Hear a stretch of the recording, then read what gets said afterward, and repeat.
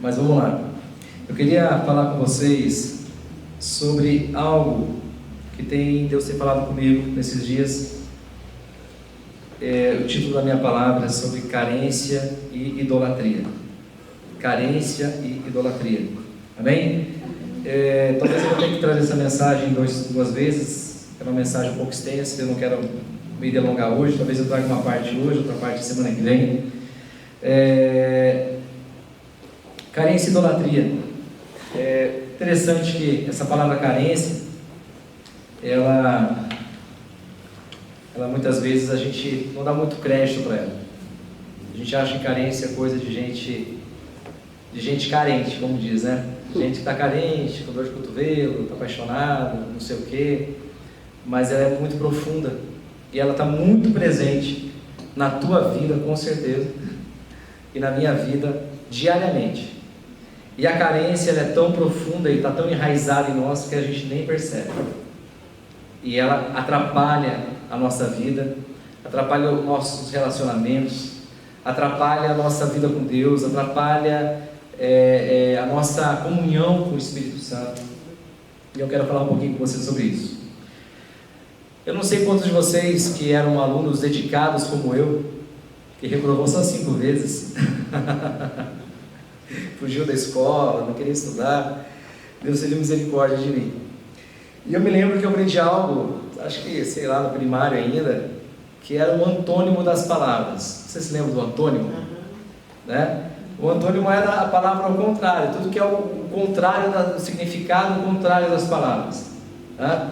Então, bom, mal, né? Lindo, feio, e assim por diante. A gente aprendeu dessa maneira, como a nossa professora de português nos ensinou, né? Mas pensando dentro dos conceitos bíblicos, nem sempre aquilo que é o contrário, de fato é verdade, dentro de uma perspectiva bíblica, ok? Não estou falando do português, tá? Vai dizer que agora eu tenho que ter uma nova regra de português, não é isso não, amém? Então, pensando nos conceitos bíblicos, a gente precisa aprender a olhar com um olhar diferente do que a gente aprendeu na nossa infância, sobre esse assunto. Eu vou explicar por quê. A gente aprendeu que o contrário, muitas vezes, é o oposto. Que o contrário é o oposto do significado, como eu expliquei aqui, né? Ou a ausência. Mas, na verdade, o contrário, muitas vezes, não é o oposto. Mas o contrário, ele é outra coisa, dentro de uma perspectiva bíblica. O contrário, o antônimo, nesse caso, é outra coisa. Não é simplesmente o avesso, o contrário, como eu expliquei. Por exemplo, a gente acha que o contrário de amor é ódio. Mas, dentro de uma perspectiva bíblica, o contrário de amor não é ódio. O contrário de amor é gostar. É gostar muito. Isso é o contrário de amor. A gente acha que o contrário de fé é falta de fé.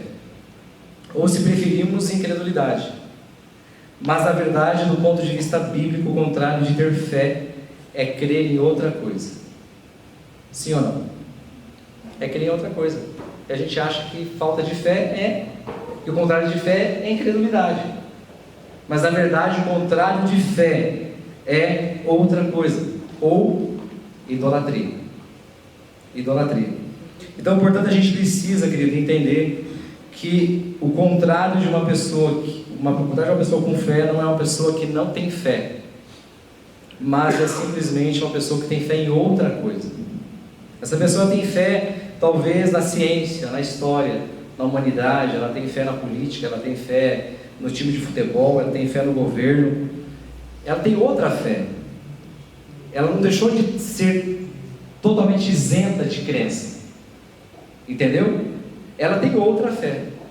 É diferente do que a gente muitas vezes pensa sobre o contrário da fé, o contrário do amor, dentro de uma perspectiva bíblica, cristã. E o contrário, no caso, o contrário de ter fé, aqui é idolatria. Amém? Então, o que é idolatria? Vocês já são crentes, já bem vacinados e conhecem bem o conceito de idolatria. A idolatria é tudo aquilo que a gente coloca no lugar de Deus. É tudo aquilo que substitui o lugar de Deus em nosso coração. Amém? Idolatria é tudo que substitui o lugar de Deus dentro do nosso coração. As pessoas idolatram muitas coisas, nós idolatramos muitas coisas. Por exemplo, a gente pode idolatrar coisas, objetos, uma casa, um carro, né? Nós podemos idolatrar dinheiro, né? Nós podemos idolatrar um estilo de vida, não é verdade? Tem gente que tem um estilo de vida e ela idolatra aquele estilo de vida. Nós podemos idolatrar filmes, personagens, ideologias, políticos, times de futebol, celebridades. Podemos idolatrar o trabalho, a profissão. Podemos idolatrar o nosso cônjuge. Nós podemos idolatrar os filhos, os pais, os amigos e tantas outras coisas.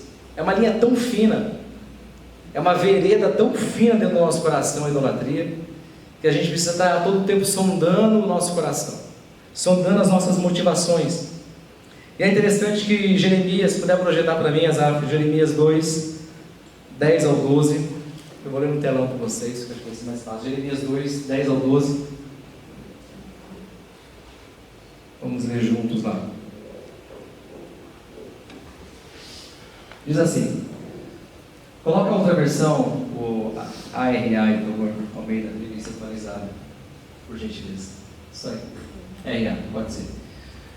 Passai as terras do mar de Chipre e vede, aqui é Deus falando com o povo. Mandai mensageiros a Quedar e atentai bem, e vede se jamais sucedeu coisa semelhante. Pode ir próximo. Houve alguma nação que trocasse os seus deuses, posto que não eram deuses? Pergunta de Deus para o povo de Israel. Houve alguma nação que trocasse os seus deuses, posto que não eram deuses? Todavia o meu povo trocou a sua glória por aquilo que é de nenhum proveito. Porém o meu povo trocou a sua glória por aquilo que não é de nenhum proveito.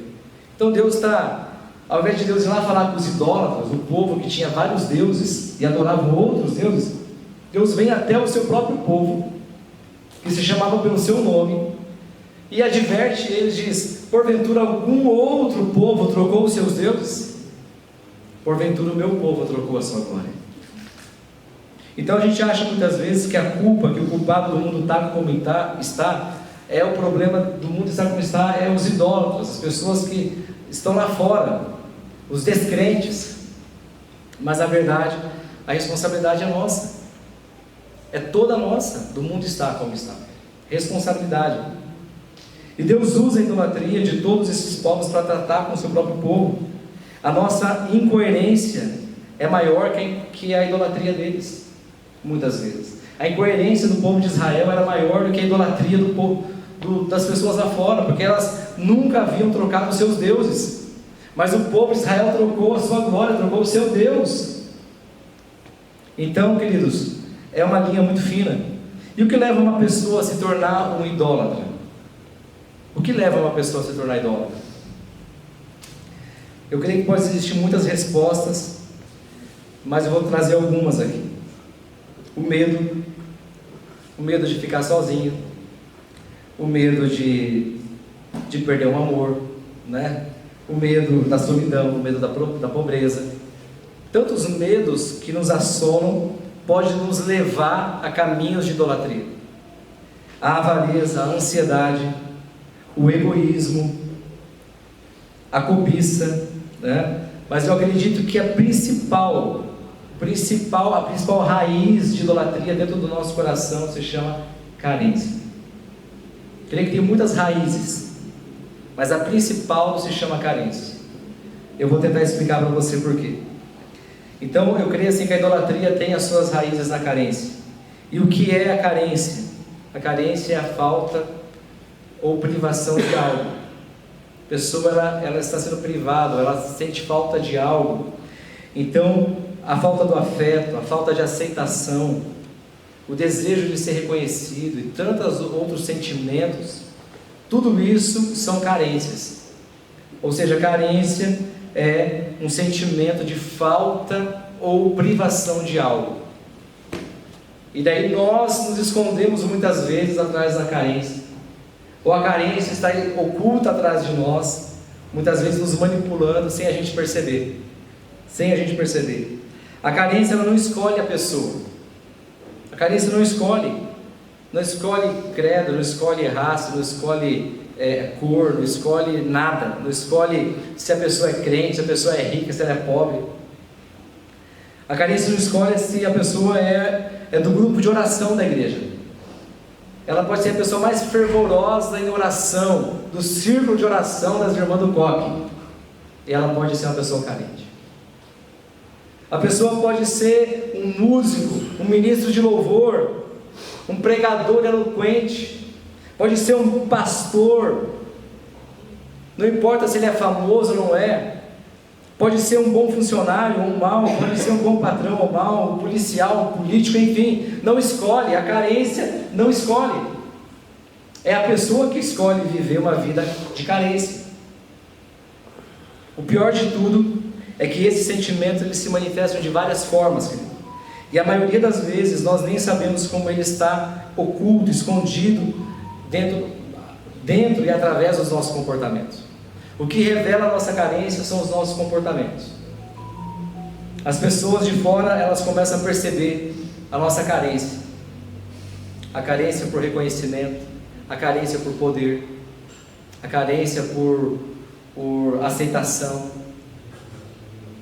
Pessoa carente, querido, a pessoa carente, por mais, irmão, você pode ter 50 anos de crente, convertido, ser fiel, não faltar um culto na igreja, e ser uma pessoa carente.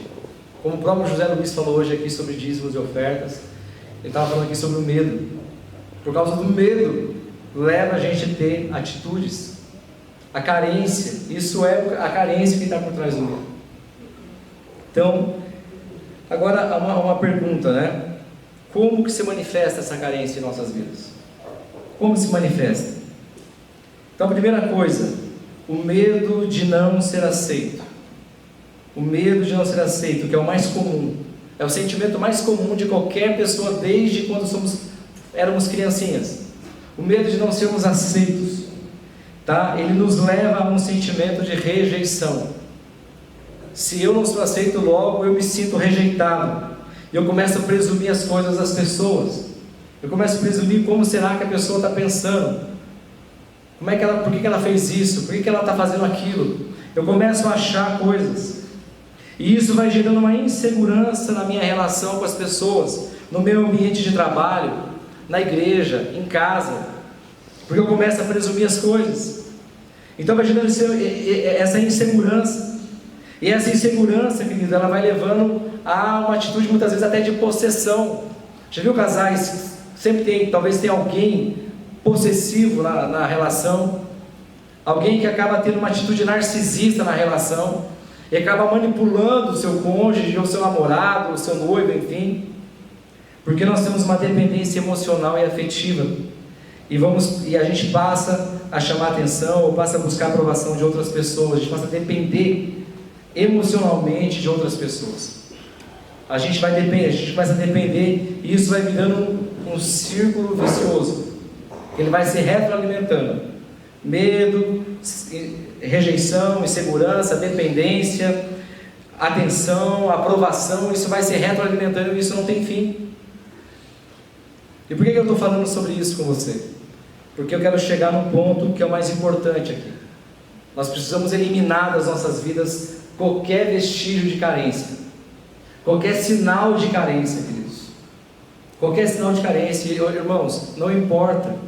Eu ao olhar para isso daqui, ao refletir sobre isso daqui, eu vi em minha vida muitas atitudes e comportamentos meus que estavam revelando a carência dentro do meu próprio coração.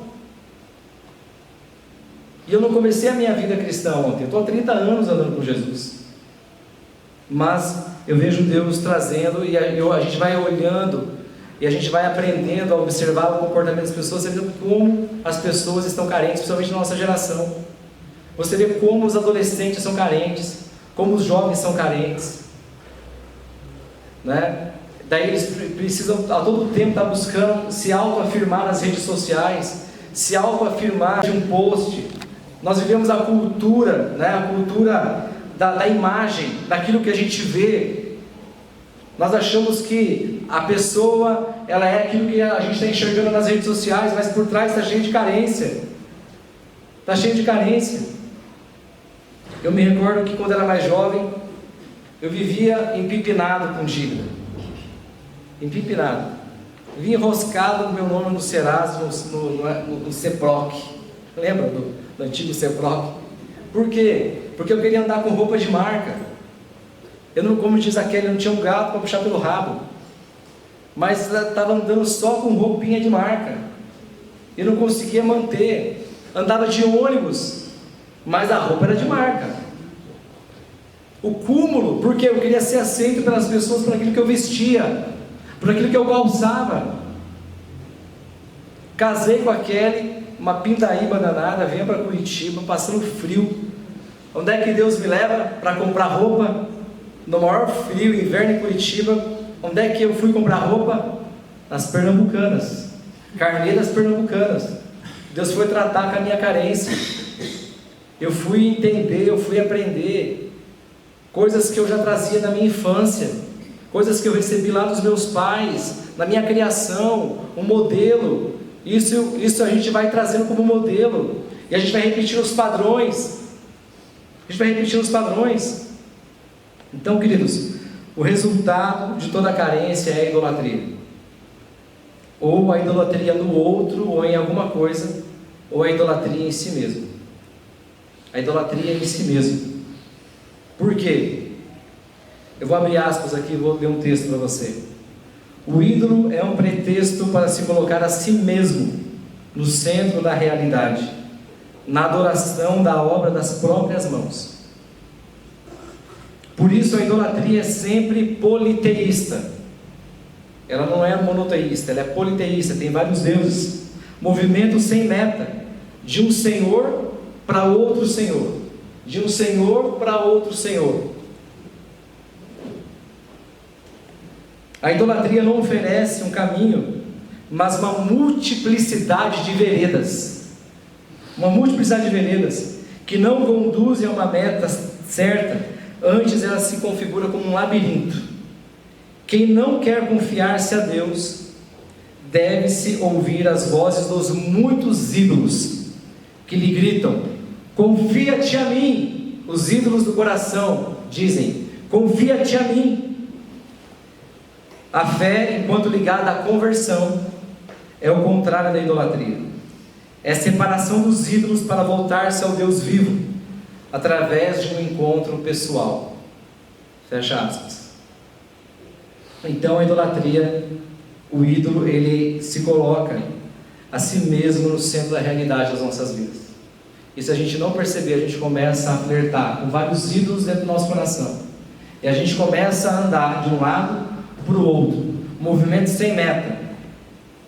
É um movimento politeísta, são vários ídolos e deuses que nós vamos levantando dentro do nosso coração sem a gente perceber.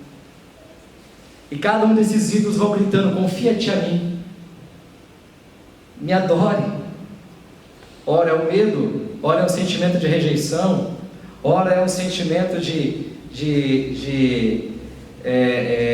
desaprovação.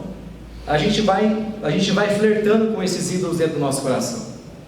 E é interessante que quem disse isso, não se surpreenda, foi o Papa Francisco. Esse texto aqui eu tirei de um livro que o Papa Francisco escreveu. Então, queridos, idolatria não é coisa do católico. Idolatria é coisa do homem, do ser humano.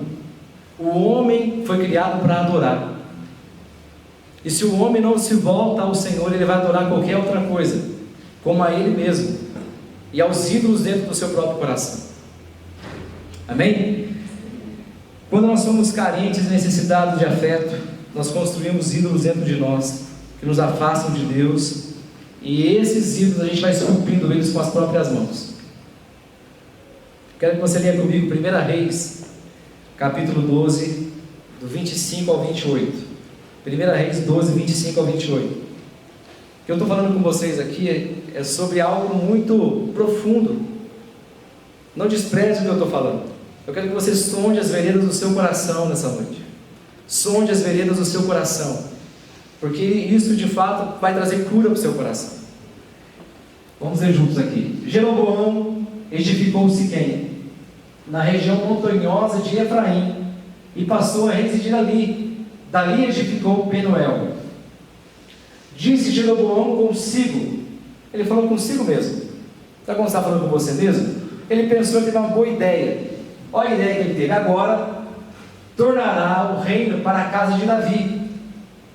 Se este povo subir para fazer sacrifícios na casa do Senhor em Jerusalém, o coração dele, o coração do povo se tornará o seu senhor, a Roboão, que era o filho de Salomão, rei de Judá, e me matarão e tornarão a ele, ao rei de Judá. Ele pensando com ele mesmo. Pelo que o rei, tendo tomado conselhos, o rei Jeroboão tomou conselhos, fez 2 bezerros de ouro. Lá no começo com Moisés, como fez um bezerro aqui, ele já fez 2 para garantir. Fez 2 bezerros de ouro e disse ao povo: basta de subirmos a Jerusalém. Vês aqui os teus deuses, ó Israel, que te fizeram subir da terra do Egito. Da terra do Egito. Queridos, Jeroboão, quando ele assumiu o reinado, porque ali as tribos haviam se dividido, ficou ali 2 tribos com o rei Roboão, e as outras 10 tribos ficou com Jeroboão. E ele, com medo do povo, porque o povo tinha que ir uma vez por ano para Jerusalém para adorar o Senhor lá em Jerusalém, para levar suas ofertas, seus sacrifícios, que era lá, o templo era lá. E ele, com medo, por causa da rejeição, por medo de ser rejeitado, de um sentimento de rejeição, de uma possível rejeição, de ser morto, o que ele fez? Ele teve uma boa ideia. Ele fez 2 ídolos, 2 bezerros de ouro, para que o povo então pudesse adorar. A insegurança e o medo dele não ser aceito mais pelo povo levou Jeroboão a cometer talvez o maior pecado que um rei em Israel já cometeu, que é levar o povo a se desviar do Senhor e adorar outros ídolos que não eram o Senhor. Ou seja, a insegurança e o medo nos levam a buscar a aceitação. O que ele queria no fundo era ser aceito pelo povo, não era ser rejeitado pelo povo.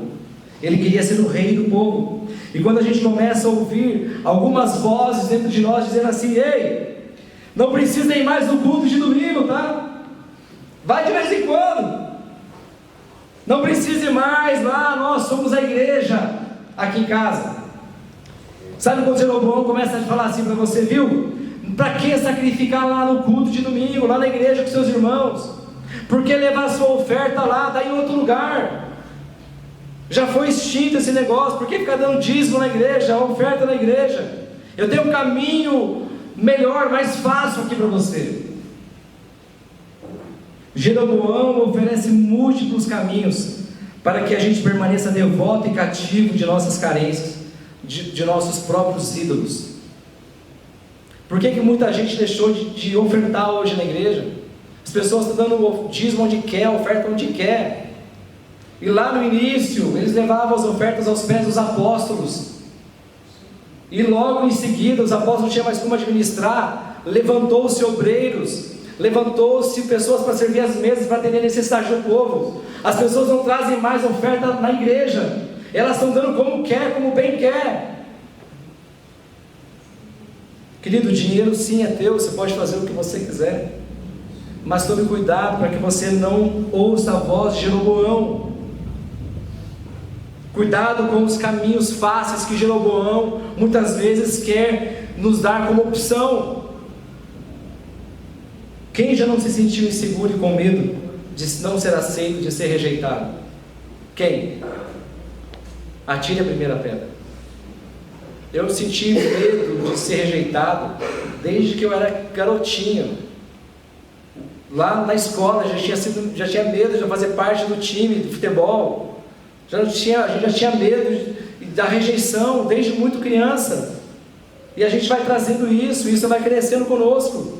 E a gente vai trazendo isso conosco. A mesma coisa aconteceu com o rei Saul. Ele começa uma perseguição implacável contra Davi, pois ele havia sido rejeitado pelo próprio Deus. Saul foi rejeitado pelo próprio Deus, e por causa da sua desobediência, do sentimento de rejeição que ele carregava com ele começou a perseguir Davi. Às vezes nós, por causa de sentimentos de rejeição, a gente começa a perseguir os Davis por ali, a gente começa a perseguir pessoas sem perceber. E Saul começou a perseguir Davi por causa do sentimento de rejeição. E olha que interessante, 1 Samuel 15:12, projeta por favor lá, 1 Samuel 15:12. Olha a que ponto que Saul chegou. 1 Samuel 15:12.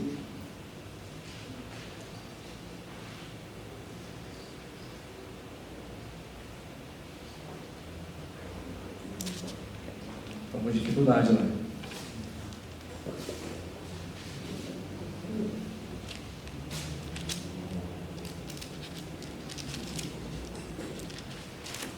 Deixa eu ler com vocês aqui.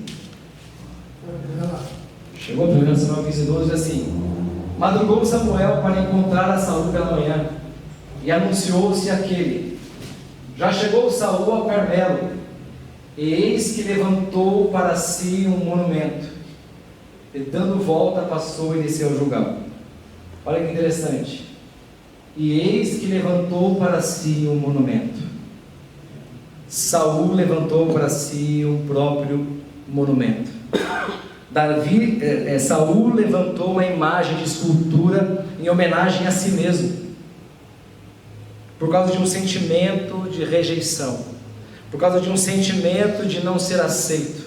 Ele queria ser reconhecido, ele queria ser visto, ele queria ser aceito. A que ponto chega, irmãos? A que ponto nós podemos chegar por causa de um sentimento de rejeição, ou por causa de um sentimento de carência? Será que nós não estamos construindo ídolos com as nossas próprias mãos? Será que nós não estamos construindo vários ídolos dentro do nosso próprio coração, se a gente perceber? E a gente tem adorado esse ídolo dioturnamente. A gente tem oferecido até sacrifício a esses ídolos dentro do nosso próprio coração. A carência de Saul estava travestida de medo, de insegurança, de rejeição. Vou dar um alerta aos pais como eu: filhos emocionalmente dependentes dos pais, e pais emocionalmente dependentes dos filhos. Essa codependência gerada em um ambiente de muita insegurança. Filhos que não têm autonomia e vivem dentro de uma bolha se tornam adultos inseguros e dependentes dos pais. Pais que, com a melhor das intenções ou falta de conhecimento, geram ambientes de narcisismo, ambientes narcisistas. O que é um ambiente narcisista? É um ambiente de controle, de manipulação. O narcisista, ele quer estar no comando, quer controlar, quer manipular. E ao invés da gente proteger, a gente acaba gerando muitas vezes um ambiente de codependência. Pais, nós precisamos gerar filhos e filhas, homens e mulheres cheios de fé, homens e mulheres que aprendam a depender desde pequeno do Senhor, homens e mulheres que de fato são intrépidos e corajosos. Eu sei que é difícil, eu sei que se você não passou por uma escola antes para aprender a lidar com seus filhos, mas o Espírito Santo nos capacita. E o Espírito Santo, ele é perito nisso. Ele vai capacitar você e vai capacitar os seus filhos também, fique tranquilo. Eu creio nisso. Mas nós precisamos ajudar os nossos filhos a se tornarem homens e mulheres de fé. E eu quero encorajar você, pai.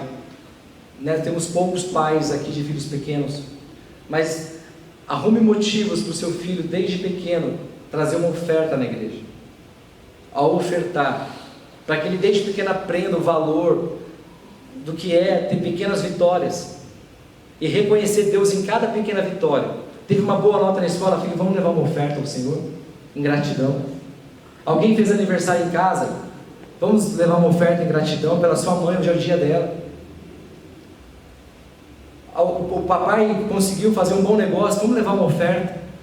Nós podemos, querido, ir gerando filhos e filhas desde a tenridade, homens e mulheres de fé, intrépidos e corajosos, que confiam no Senhor. Amém? Então, irmãos, essas atitudes são que nos levam a construir ídolos dentro do nosso coração, dentro das nossas casas, dentro das nossas famílias, e sem a gente perceber, a gente vai, muitas vezes, criando esses ídolos, e esses ídolos, eles passam a ter a nossa própria imagem, e a nossa própria semelhança. Salmo 115 fala que aqueles que constroem ídolos, se tornam semelhantes a eles, iguais a eles. A carência de Sansão, que tão interessante, levou ele a perder tudo, por causa de uma mulher, por causa de uma paixão, de uma carência. Fez com que Sansão perdesse tudo e terminasse a sua vida cego dentro de uma prisão, enclausurado e sem amigos, por causa de uma carência. Até que ao cair em si, Sansão caiu em si na prisão, se arrependeu, Deus o levantou e ele retoma a sua posição de autoridade e derruba todos os deuses, todos os ídolos. E aquilo que Sansão fez, a sua morte, foi maior do que ele tinha feito em toda a sua vida. Ele matou mais inimigos na sua morte do que em toda a sua vida, porque ali ele decidiu se voltar ao Senhor, se render ao Senhor. Ali ele decidiu derrubar todos os ídolos do seu coração. Então, para você ver como a carência ela é terrível, como a carência é terrível. Aonde você está pondo a sua carência? Aonde nós estamos colocando a nossa carência? Em pessoas, você esperou muito delas e não foi correspondido? No seu cônjuge, você tem dependido demais um do outro? Nos seus filhos, no seu chamado, na sua profissão, no dinheiro? Sabe aquele negócio de, se eu tivesse, se eu ganhasse na mega da virada. Você acha que eu já não pensei isso? Falei assim, um dia vai que meu pai ganha na mega sena da virada, eu não jogo, mas meu pai joga, vai que ele joga, ele vai me dar uns milhões para mim. Ué, isso é carência, queridos, é carência, porque nós achamos que o dinheiro vai resolver o nosso problema, e nós colocamos no dinheiro, muitas vezes, a fonte das nossas carências, a solução para todos os nossos problemas. Nós colocamos a carência na comida, nós colocamos a carência, querido, em compras exageradas e sem planejamento, nós colocamos a carência nos diplomas, nos elogios, em drogas, em pornografia, em jogos, em bets, em jogo do tigrinho. Carência. Não é verdade? Estou falando uma bobagem aqui ou não? Não é isso? Agora, como a vida do cristão né? É um caminho muito estreito. É um caminho estreito. Para que a gente possa seguir a Cristo, querido, sem nenhum ídolo no nosso coração. Porque a Bíblia diz que Deus ele não dá a sua glória a outro. Deus não divide a sua glória com ninguém. Deus não tem como dividir a glória dele com outros deuses dentro do nosso coração.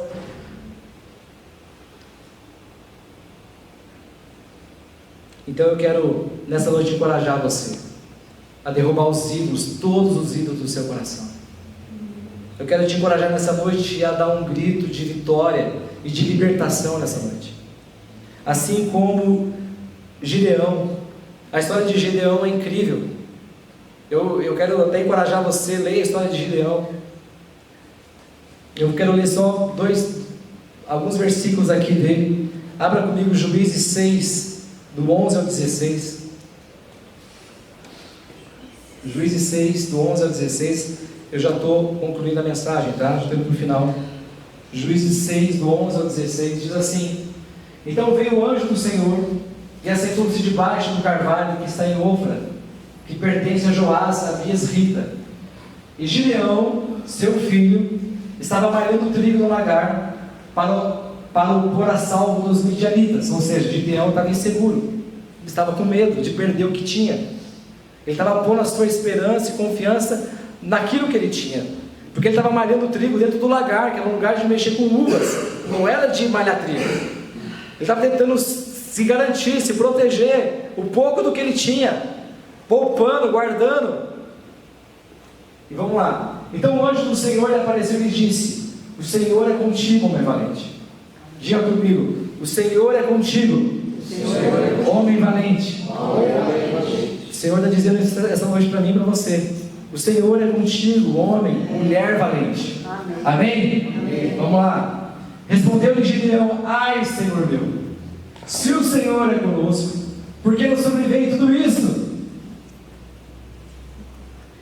E que é feito de todas as suas maravilhas que os nossos pais nos contaram, dizendo: não nos fez o Senhor subir do Egito, porém agora o Senhor nos desamparou e nos entregou nas mãos dos midianitas. Então se virou o Senhor para ele e disse: vai nessa tua força e livra Israel da mão dos midianitas, porventura não te enviei eu? E ele lhe disse: ai, Senhor meu, com quem livrarei Israel?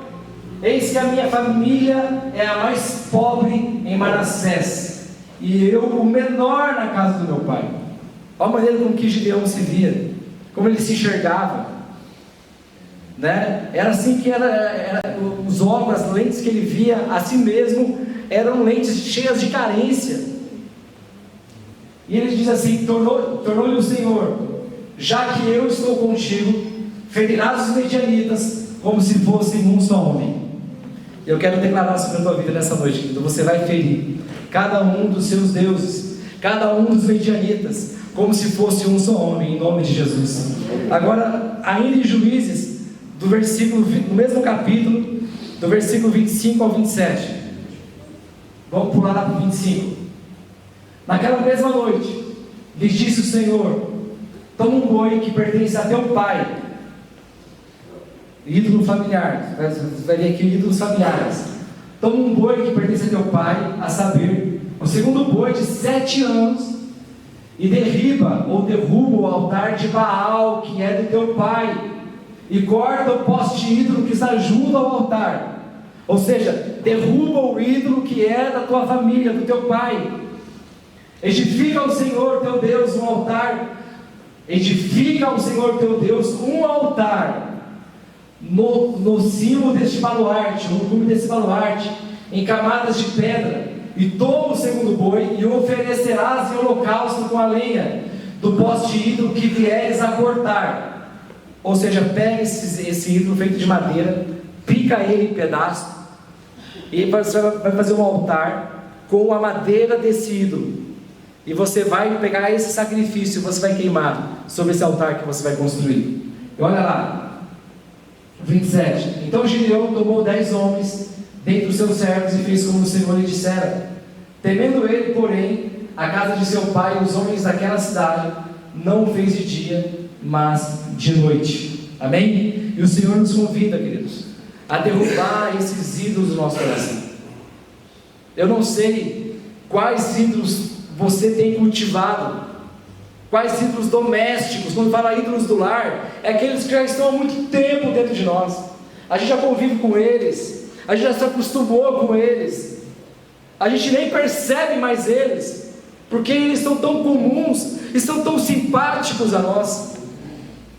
A gente gosta deles, a gente cultiva um relacionamento com esses ídolos familiares, porque está dentro de casa, está dentro de nós. Você entende isso? E Deus está falando: destrói, derruba por terra, porque eu não vou dividir a minha glória com outro Deus. E o Senhor está dizendo para mim e para você nessa noite: olhe para o profundo do seu coração, perceba os seus caminhos, perceba onde os seus caminhos têm te levado, e derruba cada um desses deuses, querido. Derruba. Eu já contei para vocês aqui, deixa eu repetir, eu gosto de repetir essa história, que quando eu fechei uma empresa, que uma pessoa veio e me perguntou um dia, por que não deu certo aquele negócio? Eu disse para ele: você não entende, mas eu entendo o que Deus fez aqui dentro. Só eu entendia, né, Deus? Só a gente entende o que Deus está desconstruindo aqui dentro. Então, queridos, quem sou eu na fila do pão para apontar o dedo para você e dizer assim, o seu ídolo é esse, ou o seu ídolo é aquele? Você sabe quais são os ídolos.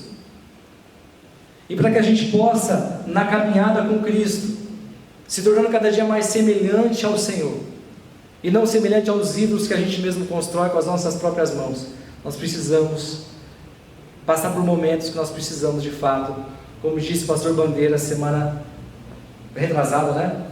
Ele falou sobre queimar as pontes, destruir um ídolo do lar, destruir um ídolo que está enraizado aqui dentro da nossa cultura, da nossa mentalidade, é queimar as pontes. Não tem mais como voltar. E eu quero convidar você nessa noite a se levantar, porque Deus tem algo novo para você, Deus tem algo novo para mim, Deus tem algo novo para nós, e o Senhor está dizendo para você nessa noite: homem, mulher valente, eu sou com você. Talvez há muito tempo você já tenha se escondido atrás desses ídolos, talvez há muito tempo você tenha queimado muita energia por causa desses ídolos.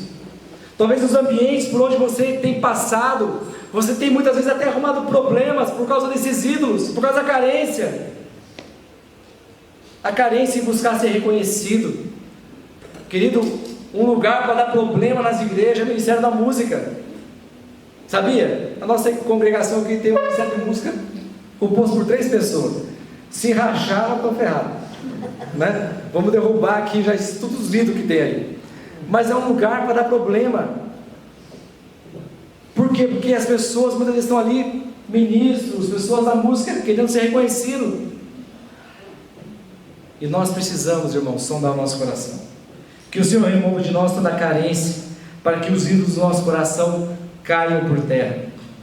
A palavra de Deus diz em 1 Samuel 15, 23, que a obstinação é como a idolatria e o culto a ídolos do lar. Olha que interessante.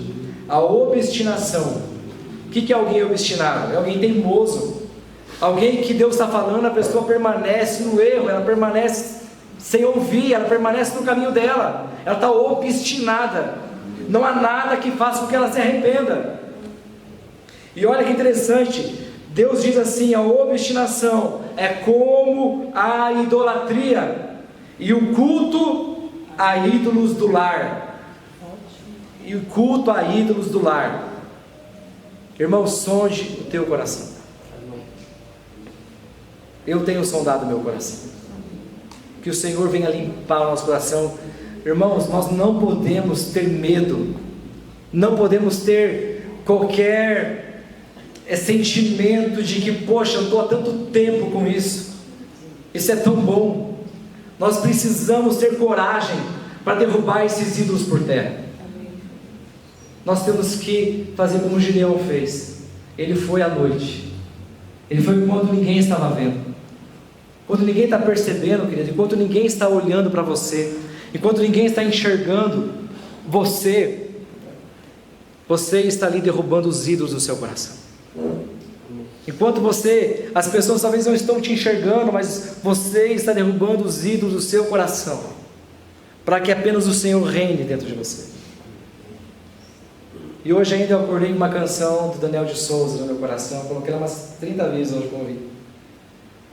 Talvez vocês não conheçam, o Jorge deve conhecer, que diz assim: toma o teu lugar, toma o teu lugar, lugar de honra, lugar de glória, Senhor Jesus, toma o teu lugar, um trono de louvores preparamos para ti, trono de honra, trono de glória, Senhor Jesus, toma o teu lugar. Amém? É isso que nós precisamos essa noite declarar. É carência o teu problema, queridos? Você está colocando isso em alguém ou em algo? Precisamos despojar os nossos deuses, os ídolos que a gente tem levantado, e vamos entronizar o Senhor em nossos corações. Amém? O Senhor vai vir buscar uma igreja que pertence somente a Ele, uma igreja que não se deitou debaixo das árvores, debaixo nos deitou um altar de outros ídolos. E esse era o problema de Deus com Israel, que Israel vivia flertando com outros deuses, queimando incenso debaixo de árvores e levantando altares a outros postes ídolos, que nem eram deuses. Mas o Senhor deseja que eu e você sejamos inteiramente consagrados a Ele, inteiramente dele, amém?